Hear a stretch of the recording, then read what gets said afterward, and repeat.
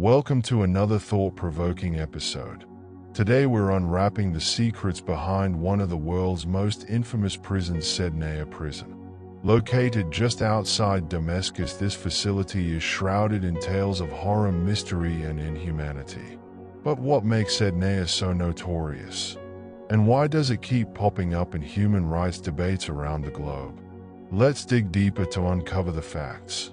Sednaya Prison, as it is known to the local community, Sednaya was a military prison established way back in 1987.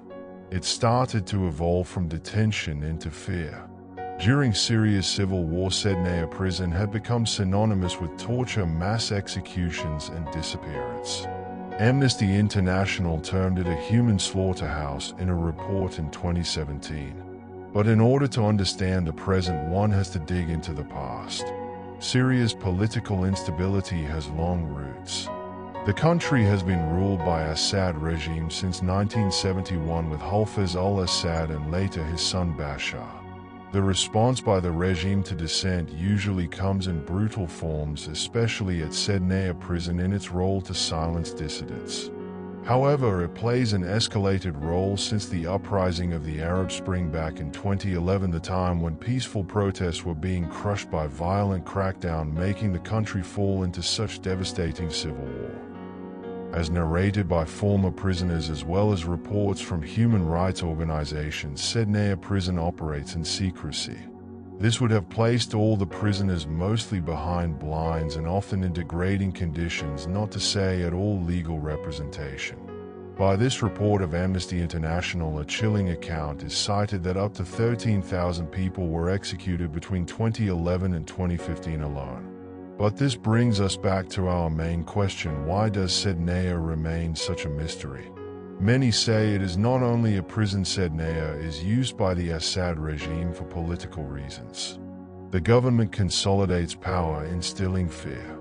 There are reports in the media of even minute reservations, saying for instance an online criticism against the government and one would find himself locked up. There are witnesses, defectors, and survivors. Satellite images reveal mass graves near the prison. If so, Sednaya is more about psychological warfare than justice itself. It is a harrowing reminder of what happens within authoritarian regimes.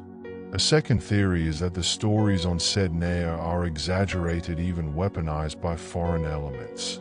Critics argue that opposition groups and external powers have incentives to paint the Assad regime in the worst possible color.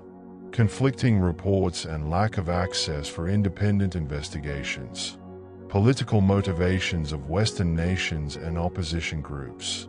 While propaganda cannot be ruled out, the overwhelming number of testimonies and reports lend significant credibility to the claims of abuse.